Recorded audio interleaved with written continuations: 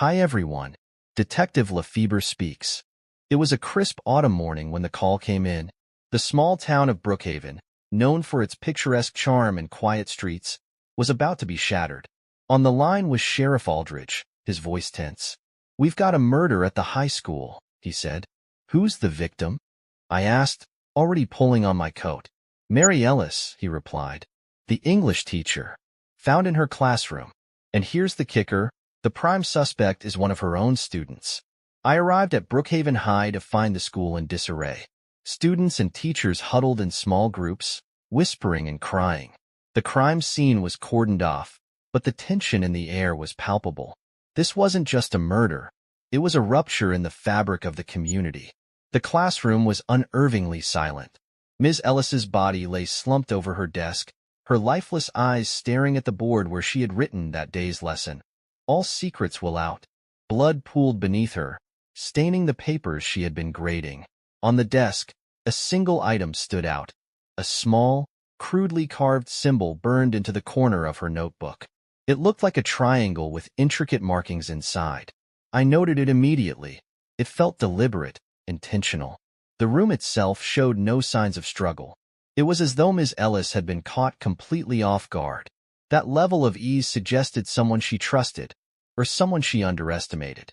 Seated in a holding room down the hall was the prime suspect, 16-year-old Clara Rhodes. Petite, with dark hair framing a face that seemed far too innocent for such a crime, Clara sat stoically, her hands clasped tightly in her lap. The officers had found her in the hallway, her hands smeared with blood, a blank expression on her face. She hadn't run, hadn't resisted. In fact, she had said nothing at all. When I entered the room, Clara's eyes met mine, and for a moment, it felt as though she was looking through me, not at me. Her silence was unnerving, but it spoke volumes. "Clara," I said softly, sitting across from her, "can you tell me what happened?" She tilted her head slightly, her lips curling into a faint, unsettling smile. "She had to be cleansed," she whispered. The word cleansed sent a shiver down my spine. It wasn't a term I often heard in murder investigations, but it carried weight, a connotation of ritual, of belief systems twisted into justification. I needed context, so I dug into Clara's background.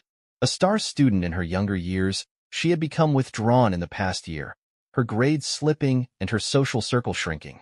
Teachers noted she had grown obsessed with mythology, particularly symbols and rituals. What struck me most was a report from the school counselor. Clara had been referred after a teacher found her carving symbols into her desk.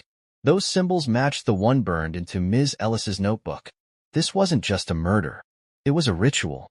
Students were interviewed one by one. And while most had little to add, one girl, Clara's former best friend, provided a chilling lead. "Clara changed after she started hanging out with those people," she said. "What people?" I pressed. "I don't know much about them," she admitted. She wouldn't talk about it, but I heard her mention something about the unveiling and the order.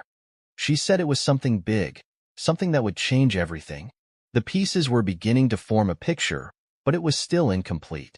I needed to know more about this so-called order and its influence on Clara.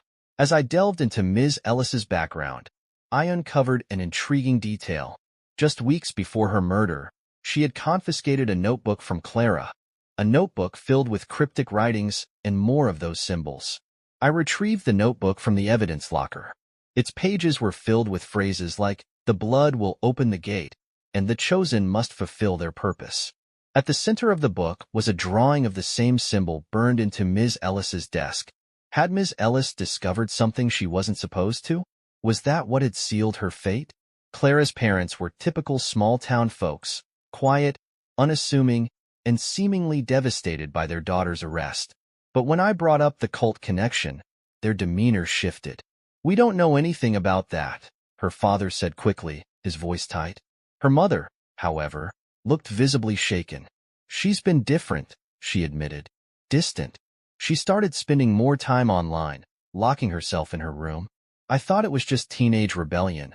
But then, she started talking about destiny." "Destiny?" I echoed. "She said she was chosen for something," her mother whispered. It was clear Clara had been influenced by something, or someone. I obtained a warrant to search Clara's computer and phone. What I found was chilling. Her browser history was filled with visits to forums discussing rituals, secret societies, and prophecies. One site in particular stood out, the Order of the Veil. The site was a maze of cryptic messages, symbols, and forums where members discussed the unveiling and their sacred mission. Clara had been an active participant, her posts revealing a growing obsession with fulfilling her role. One message sent days before the murder stood out. The time has come. The gatekeeper must fall. The gatekeeper. Was that how Clara saw Ms. Ellis? The more I learned about the Order of the Veil, the clearer it became that Clara hadn't stumbled into this alone. Cults like this didn't recruit randomly. They preyed on vulnerability. A former member I tracked down shed light on their methods. They look for kids who feel isolated, she explained. They promise them purpose, power. It starts with simple things, symbols, phrases. Then it escalates to rituals. Did they ever encourage violence? I asked. Not outright, she said hesitantly. But they talk a lot about sacrifice, about the cleansing of obstacles. The word sent a chill through me. Clara had used the same term. As the investigation deepened, a picture of Clara's descent into darkness began to emerge. Ms. Ellis, the dedicated teacher who had likely only wanted to help her student, had become a target, a symbol of authority and order that the Veil sought to dismantle. I returned to the classroom one final time, standing in the space where teacher and student had faced each other for the last time. On the whiteboard, faintly visible beneath the smudges of erased writing, were Clara's final words to Ms. Ellis, scrawled in red marker. You stood in the way of the truth. As I pored over the crime scene once more, my eyes fell on the small, wall-mounted camera above the whiteboard. Installed to monitor classrooms, it might hold the most critical piece of evidence. I requested the footage from the school's IT department, but it wasn't as straightforward as I had hoped. The files for that classroom are corrupted, the IT technician explained. The system went down that day, just before the murder. Convenient, I muttered, my frustration rising. But there's a backup, he added, stored off-site. It might take a few hours to recover it. I told him to expedite the process. If someone had tampered with the footage, it was deliberate. Hours later, I received a partial recording. In the grainy, time-stamped footage, Clara entered the classroom just before the murder, carrying what appeared to be a notebook. There was no audio, but the confrontation was evident. Ms. Ellis stood behind her desk, gesturing as if trying to calm Clara. Then, Clara pulled something from her jacket, a small knife, barely visible in the dim footage. The image froze before the moment of impact. The timing of the corruption couldn't have been coincidental. Someone, or something, didn't want this truth to come to light. The murder weapon was a key piece of evidence, a blade with strange engravings along its hilt. The etchings matched the symbols found in Clara's notebook and the one burned into Ms. Ellis's desk. This wasn't an ordinary knife. It was ceremonial. I reached out to an expert in cult paraphernalia, Professor Evan Morris, who examined the weapon closely. This is no ordinary artifact, he said, his voice grim. This symbol here, he pointed to an intricate design near the blade, is associated with purification rituals. Purification of what? I asked. Of obstacles, of barriers, he replied. In their eyes, it's a way of clearing the path to enlightenment or power. But in practice, it usually means eliminating someone perceived as a threat. I thought of Clara's words. She had to be cleansed. The knife wasn't just a weapon. It was a statement of belief. The more I delved into the Order of the Veil, the darker the trail became. Clara wasn't the only member, far from it. The forums revealed dozens of users posting under cryptic pseudonyms, sharing rituals, and discussing their so-called truth. But one username stood out, Eclipse. This user had been in direct communication with Clara, guiding her, encouraging her, even praising her posts about sacrifice. I needed to find Eclipse. Using Clara's computer, I traced their IP address to a location 2 towns over. It was a decrepit old house, its windows boarded up and the yard overgrown. Inside, I found more symbols scrawled on the walls, along with notebooks detailing plans for something called the Day of Unveiling. Clara wasn't acting alone. She was part of something far larger and far more dangerous. Brookhaven seemed idyllic on the surface, but the investigation began to reveal its underbelly. The Order wasn't just operating online. It had roots in the town itself. A dusty file in the local archives revealed reports of a similar cult in the 1960s, one that had been disbanded after a fire destroyed their meeting place. People thought they were gone, Sheriff Aldridge said, frowning as he examined the file. But if they've resurfaced, they've evolved, I corrected, and they've found new recruits. The question was, how deep did the Order's influence go? And who else in this town might be under their sway? In Clara's room, tucked away in a drawer beneath layers of old clothes, I found letters addressed to someone she referred to only as the Shepherd. The tone of the letters was reverent, almost worshipful. One letter read, "You've shown me the way, the truth. Ms. Ellis is blind to it, but I will do what must be done. I will be the blade."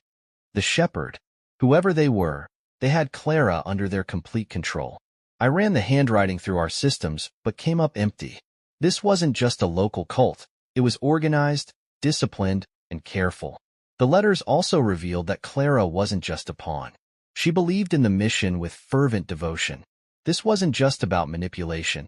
It was about faith, no matter how twisted. Clara's father, Alan Rhodes, grew increasingly defensive as the investigation progressed. "My daughter is no killer," he snapped during one interview. "You're painting her as some kind of monster." "She's a victim," I replied calmly, "but that doesn't absolve her of what she did." Alan's face hardened. "She's not a victim. She's smart, independent.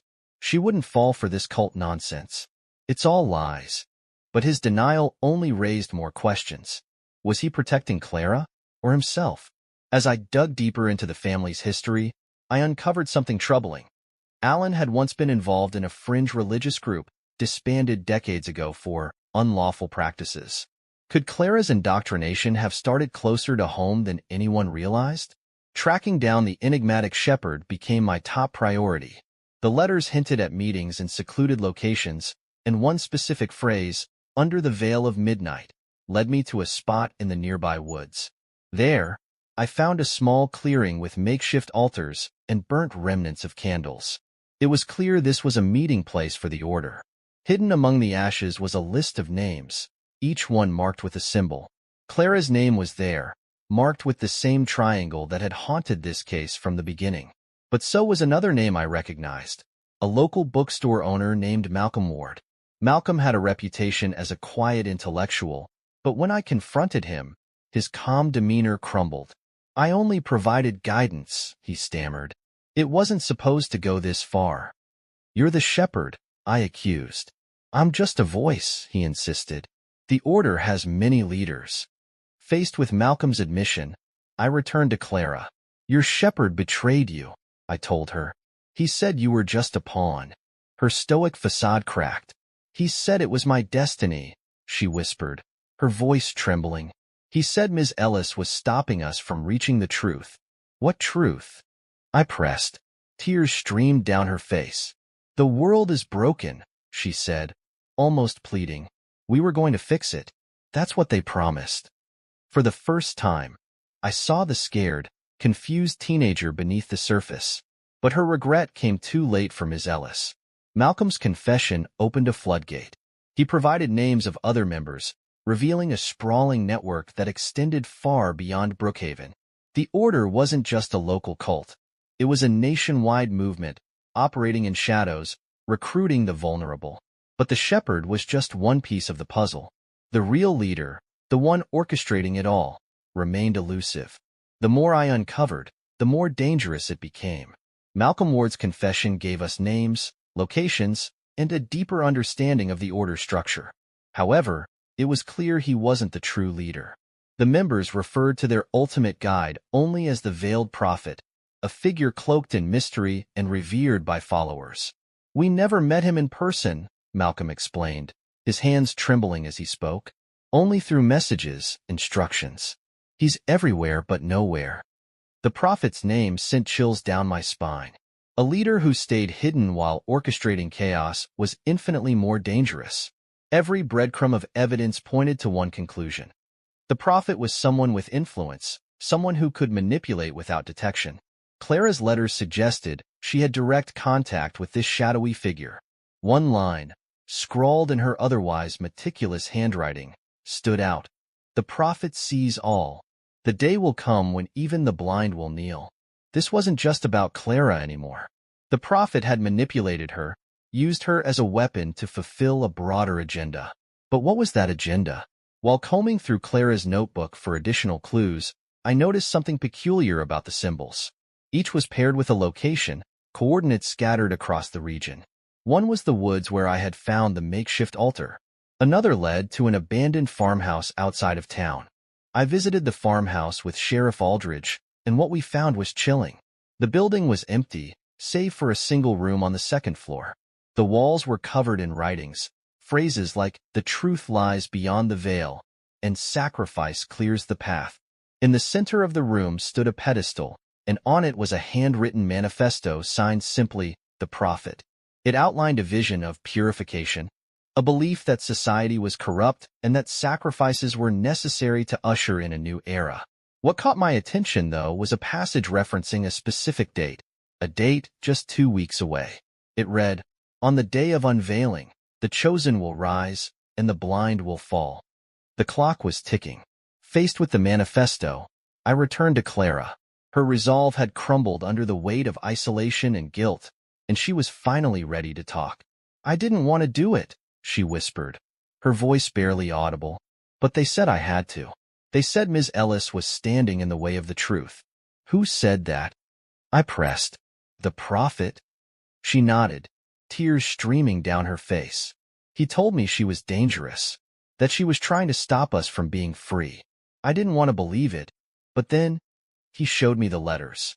He said she was spying on us, trying to destroy us." The letters were likely fabrications, another manipulation to push Clara into action. But Clara's belief had been genuine, her faith exploited by a system designed to strip her of autonomy. "You have to stop them," she said suddenly, her eyes filled with desperation. "The prophet isn't done. He's planning something big." Using the manifesto, Malcolm's confession, and Clara's insights, we pieced together a list of potential suspects who could be the prophet. One name stood out, Leonard Henshaw, a wealthy recluse who had been funding community initiatives through a network of shell organizations. Henshaw fit the profile perfectly, wealthy, intelligent, and disconnected from the public eye. He had the resources to remain hidden while maintaining control over the order. A raid on his estate uncovered incriminating evidence, encrypted emails to members of the order, financial records tying him to cult gatherings, and blueprints for what appeared to be a mass gathering at an abandoned stadium. The pieces were falling into place, but we needed more to take him down. The date mentioned in the manifesto arrived, and with it came an eerie calm. We stationed officers at the stadium and surrounding areas, ready to intercept the gathering. Inside, we found hundreds of cult members, all wearing dark cloaks emblazoned with the triangle symbol. As the crowd chanted in unison, Leonard Henshaw appeared, his face obscured by a ceremonial mask. He began to speak, his voice amplified by hidden microphones. "Today, the blind fall," he intoned, "and the chosen ascend."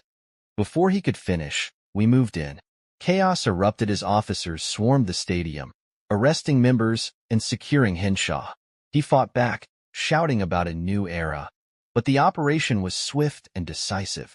With Henshaw in custody and the order dismantled, the case was officially closed. Clara, now serving time in a psychiatric facility, expressed both remorse and relief. "I was lost," she admitted during our final conversation. "But I see now.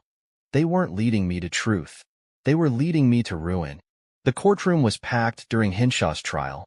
He remained unrepentant, claiming he was merely the voice of enlightenment. But the evidence against him was overwhelming. He was sentenced to life in prison without parole, his empire of manipulation finally brought to an end. The case left scars on Brookhaven, a community grappling with the realization that darkness had thrived right under their noses. For me, it was a sobering reminder of how easily belief can be twisted into a weapon. As I drove away from the town for the last time, I felt both satisfaction and sorrow. Justice had been served, but the cost was high. Clara's life had been shattered, Miss Ellis's taken, and countless others left questioning everything they thought they knew. Some mysteries bring resolution. Others leave wounds that take much longer to heal. If you like the story and want to watch more stories by Detective Lefebre, please subscribe to my channel and leave a comment below. Remember, the truth is in details.